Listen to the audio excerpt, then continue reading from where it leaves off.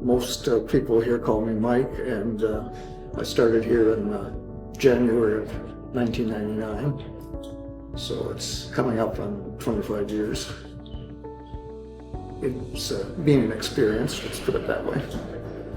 When I first started here, we only had 20 residents because they had renovated the building. And so it was relatively easy to get used to those 20 residents because there weren't too many of them. And then the newer residents sort of drifted in one at a time. So it was relatively easy to keep track of people and get to know their idiosyncrasies or whatever. Well, I pretty well built a relationship with every one of them, but we've had some characters.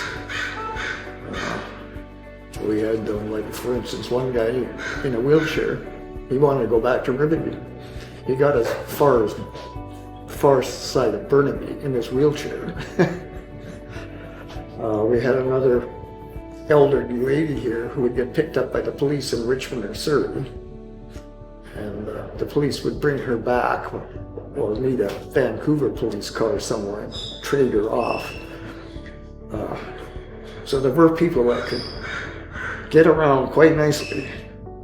And we did have one resident who passed away 6 months ago, but one time the transit police came to have a talk with him.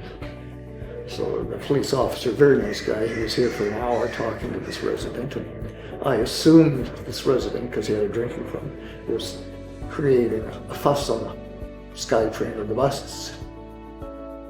No, he was having heart attacks, which of course he wasn't. But the bus driver would have to park the bus, get everybody off, get them on another bus, and they had to call an ambulance for this non-heart attack. So some of the residents could get themselves into more or less serious trouble. Nothing ever happened to them, legally speaking. That same resident, I wasn't here, but they towed the bus home with a tow truck. 2 transit police and 2 other transit workers on the bus and him. So, imagine having a tow truck tow you back home in the bus with no other passengers. My title now is front desk tenant relation worker. When I first started, my category was custodial security, and a fair number of my fellow employees, they were new to the job too. They were a lot younger than I was, but they were sort of hired on after the renovations were finished. We have a few staff members that have been here, like Rosny, our cook, has been here for like 45 years. But most of our staff have sort of come on since I started. Well, basically my main job now is to open the door and answer the phone. And the door, of course, you have to be you have to be careful about who comes in. We just don't want unwanted guests, let's put it that way, which does happen. Well, basically we try and get rid of unwanted guests, which is not always easy to do. Even the police are reluctant to get involved in some of our problems. So it's I'd say sometimes it's hard to deal with some of the unwanted guests. Usually they're coming with one of our residents, so you have to be tactful about it. And we get, like, the phone calls are mostly from various clinics in the neighborhood about appointments for the residents, that type of thing. Well, basically listen to them. If they've got problems, they can discuss it. Each person is different, of course, and they all have different problems. some of them are, I would just say, they're very reluctant, they're shy, so they don't say too much of anything. But some of them are the opposite, they can be overly talkative, I guess you'd say. And of course we have a fair staff too, so I have to get along with the staff as well as the residents. Well, we could try and deal with their appointments, try and make sure they get to their appointments, but sometimes we have to get the clinic people to come in here to deal with it, because some of the residents just won't go anywhere on their own. So most of them have issues like alcohol, tobacco. A few have drug problems. Some of our people are just, they're getting old, like everybody does. So they kind of develop dementia and things like that as time goes on. And some of our people, they need more care than they can get here. They'll move on to like a proper old age home that have round-the-clock staff, like nursing staff and stuff like that. I know, unfortunately, we do have people that die of various causes. We have the odd person that comes and moves out quite quickly too. It's just not suitable for them. But that doesn't happen very often. Well, to move in here, you have to be sponsored by like a social worker, one of the clinics, something like that.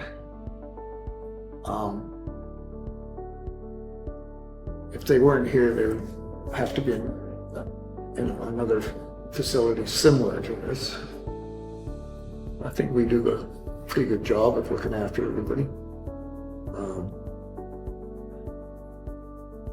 And of course, you know, we get paid for it too, so there's always something to spend the money on. A home for the hard to house. Now we're more inclined to say it's mental health housing, which is pretty well true one way or another. We still have people with alcohol problems, drug problems.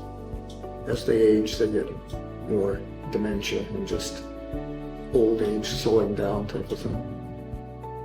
But like I say, it's interesting because everybody's different, so they're always dealing with a different situation. So that keeps us occupied, keeps me occupied. Well, it's getting worse by the day, actually. There's a lot of drug activity around. This is a couple of years back now. We had a housekeeper. She's moved on, but she wanted to meet her sister down at the Waterfront Station.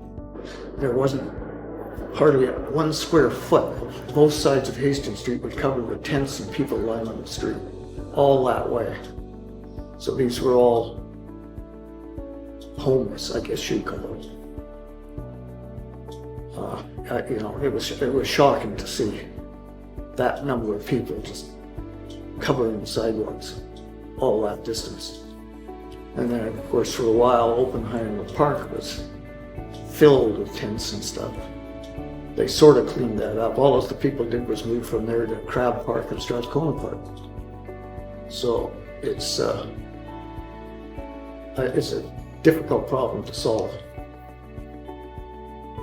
I've got one of my fellow workers here who said there's no such thing as a homeless person. There's only drug addicts and drunks. And he had a certain point there. Because a lot of these people with problems are not really very easy to house anywhere. So And the back alley here, it's covered with trash, garbage, quite regularly, you know. And people will actually spend half a day out there going through the garbage. If you throw a bag of garbage out there, there will be 2 or 3 people will go through it all day long, that type of thing. So it's, I don't know exactly how to deal with this type of problem. A lot of these people are very, very difficult to house. Well, it's been getting more unpleasant as time has gone on. When I first started, it was, you know, neighborhood people were fine and all that. But now it's problematic in how to deal with all these people. They even, we quite often have somebody sleeping on the ramp. And the ramp, we use the ramp, people with wheelchairs and walkers. But we've called the police on some of these people. They won't do anything. The city is full of homeless people. We can't do anything about it. That's the police attitude. Well, 3 meals a day. We've got a couple of TV rooms. This is one, and then we've got one upstairs, which is it's a smoking room too, besides having a TV. So a lot of people don't want to be in there because, you know, there's a lot of smoke. It's not a pleasant atmosphere. They're pretty.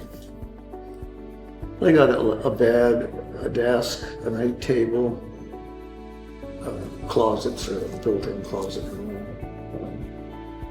They're not bad. Yeah, they all have a washroom. The showers and that are at the end of the hall. Showers and bathtub on all 3 floors. But and usually we have home support that help them deal with their personal hygiene and things like that. Some of them do their own laundry, and others are home support carriers to do it. It depends sort of on them. We have quite a few hoarders here too.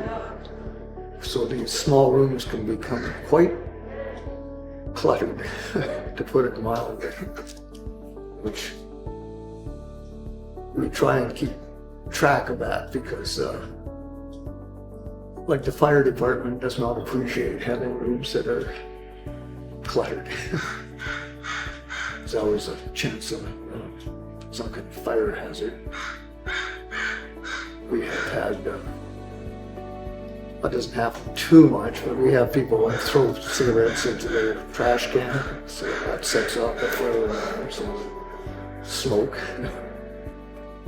It gives me some incentive to get up in the morning, at least 4 days one week and 4 days and 3 days the next week, which is not always that easy to get yourself motivated to do much.